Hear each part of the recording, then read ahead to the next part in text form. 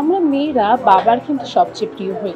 আমাদের জীবনের সকল আবদার, সকল নালিশ সবই আমাদের বাবার কাছে। কিন্তু সেই মেয়ের জীবনে যদি ঘটে যায় এক অন্যায়, তখন কতটা ফাইট করবে তার স্বামী এবং তার বাবা? এমনই এক গল্প ভর্গ। আর সেই ছবিটি ট্রেলার লঞ্চে আজ আমি সংযুক্ত চলে এসেছি। আসুন আপনাদের ঘুরে দেখাই কি হচ্ছে আজ, আর তার পাশাপাশি কথা বলে নিই কলাকুশলীদের সাথেও।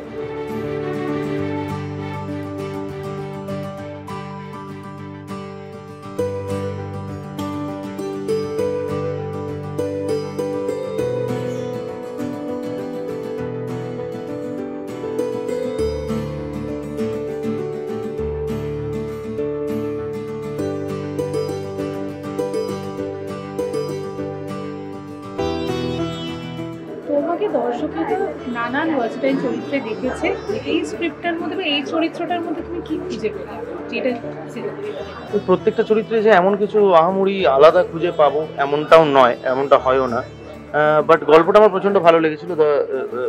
The few things if you want to ask me যে কি কেন তুমি এই চরিত্রটা করলে, দ্য ফিউ থিংস, একটা অবভিয়াসলি আমার গল্পটা প্রচন্ড ভালো লেগেছে। আমার গল্পটা সত্যি খুব সুন্দর লেগেছিল, আমার চরিত্রটা খুব ভালো লেগেছিল, এবং একটা অদ্ভুত বিষয় আছে এই ছবিটা নিয়ে, যেটা অবভিয়াসলি আমি অন্য জায়গায় বলছি। সেটা হচ্ছে যে আমাদের যে প্রডিউসার আকাশ অঞ্জলি প্রোডাকশনসের যে কর্ণধার ভক্তিপদ দাস, তিনি এই ছবি যে ও ছবি থেকে যে উপার্জন করবেন সেইখান থেকে তিনি পুরোটাই একটা হাসপাতাল বানাচ্ছেন উনি, সেইখানে পুরো বিষয়টা যাবে। তো সেইটা আমাকে প্রচণ্ড নাড়িয়েছিল প্রথম দিন যখন আমি শুনেছিলাম।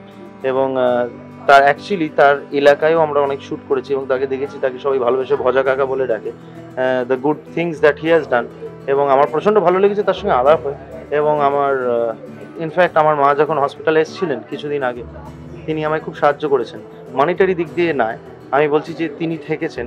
এবং রক্তের যখন দরকার পড়েছিল সেই সময় উনি এসেছিলেন, উনি বারবার ফোন করে জিজ্ঞেস করছিলেন, উনি লোক পাঠিয়েছিলেন, অনেক হেল্প করেছেন।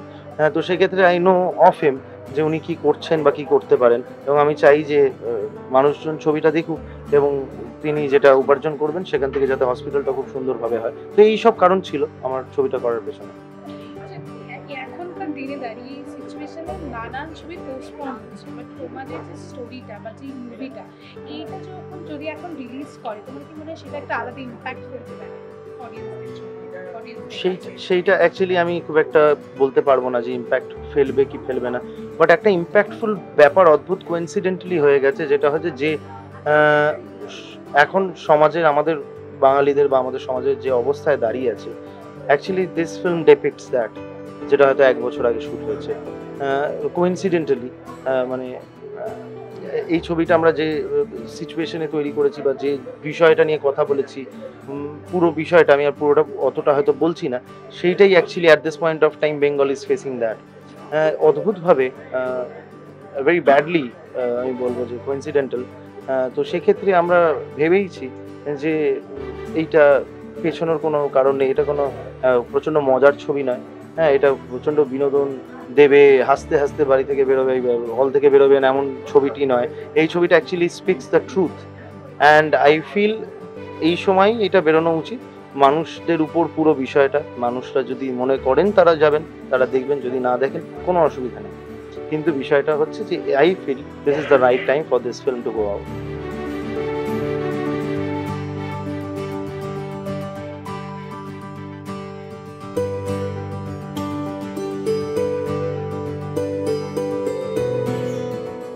মুভিতে তোমার চরিত্রটা নিয়ে আগে একটু জানতে চাই। শর্মিলা চরিত্রটির নাম। ভীষণ সিম্পল একটা মেয়ে, ভীষণ মধ্যবিত্ত পরিবার থেকে বিলং করে, তা সত্ত্বেও শি ইজ এক্সট্রিমলি এডুকেটেড। গ্রামে থাকা সত্ত্বেও সে শাড়িও পরে, আবার she knows how to flaunt a gown. So সে ওরকম একটা মেয়ে, বাবাকে প্রচণ্ড বেশি ভালোবাসে। বাট বলে না যে সব কিছু মানুষের কিছু একটা ভগবান তোমার থেকে নিয়ে নেবে, সব কিন্তু দেয় না। তো আমার মনে হয় মেয়েটি খুব ভালোবাসে, প্রেমে পড়ে, ভালোবাসে, কিন্তু কোথাও না কোথাও গিয়ে লাভটা বা ভালোবাসাটা তার জন্যে বা তার সৌন্দর্যটা পুরোপুরি তার জন্য একটা নেগেটিভ জিনিস হয়ে দাঁড়ায়। So audience would be able to relate a lot with the current situation যেটা এখন চলছে, অবিচার, অনাচার, তার আগেনস্টে মেয়েটা আবার রুখে দাঁড়ায়। এবার এটা একটা বড় একটা ট্রেল, এবার কোথা থেকে শুরু কোথা থেকে শেষ সেটা জানতে হলে দেখতে হবে ভর্গ। পুরো টিমের সাথে কাজ করে এক্সপেরিয়েন্সটা কেমন? ভীষণ ভালো, সবাই ভীষণ ফ্রেন্ডলি, খুব হেল্প করেছে। সৌরভ, খরাজদা, বাকি যারা যারা আরও প্রচুর ভালো ভালো তাবড় অ্যাক্টার্স আছে আমাদের সিনেমাটায়। আর তাছাড়া দ্য প্রডিউসার, আকাশ অঞ্জলির যে প্রডিউসার, তিনি খুব হেল্প করেছে। আমাদের ডিরেক্টর শুভম, ওর প্রথম ছবি, কিন্তু তা সত্ত্বেও he has done phenomenal job. মানে আমার প্রথম ছবিতে তো আমি সব কিছু এত নলেজেবল ছিলাম না। হি নোজ আ লট, ও কী করছে তার আগেও ভীষণ ভালো করে হোমওয়ার্ক করেছে। আমাদেরও সাথে ওয়ার্কশপ অনেক হয়েছে। তো I think it's a good film.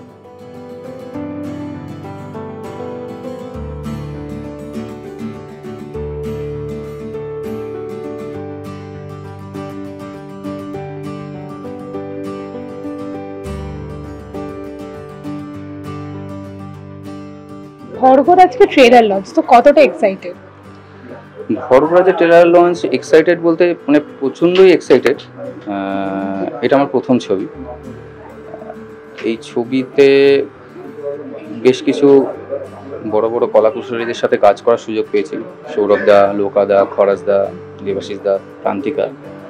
তো এদের সাথে কাজ করে কখনো মনে হয়নি যে নতুন ডিরেকশন দিচ্ছি বা প্রথম ডিরেকশন দিচ্ছি। যেটুকু ডিরেক্টরকে সম্মান দেওয়ার যথেষ্ট সম্মান দিয়েছেন, এবং প্রত্যেকটা শটের আগে আলোচনা করে যে এটা করলে ঠিক হয়, ওটা করলে ঠিক হয় করে। এক্সাইটমেন্টটা খুব একটা নেই, কেননা এই মুহূর্তে যে আমাদের সমাজের যে অবস্থা চলছে, আমাদের কাজ করে খেতে হয়, সিনেমা বানিয়ে খেতে হয়, তাই সিনেমা রিলিজ তো আমাদের করতেই হবে, কাজ সবাইকেই করতে হচ্ছে। অনেকে দেখছি ফেসবুকে দেখছি যে মানে বয়কটের ডাক অনেকে। তো যেমন সরকারি অফিসাররা বা তারা নিজেরা অফিস কাছারি করছেন, আমাদেরও তো এটা করেই খেতে হয়, তো আমরা এটা করে এই হচ্ছে। ছবিটার গল্প যে অদ্ভুতভাবে মিলে যাচ্ছে এখনকার সমাজ ব্যবস্থার সঙ্গে, বা যে ডিটোরিয়েশন হয়েছে আমাদের সমাজে একদম সেমভাবে মিলে যাচ্ছে, অদ্ভুতভাবে মিলে যাচ্ছে, স্টেপ বাই স্টেপ মিলে যাচ্ছে। আমি 7 মাস আগে ছবি শুটিং করেছিলাম। মুক্তি পেল শুভম রয় পরিচালিত ছবি ভরঘর ট্রেলার। আজকের ভিডিওটি আপনাদের কেমন লাগলো তা কিন্তু আমাদের কমেন্ট করে জানাতে ভুলবেন না। ক্যামেরায় অয়নের সাথে আমি সংযুক্ত। এরকমই আরো ভিডিওস দেখার জন্য নজর রাখুন আমাদের চ্যানেলে।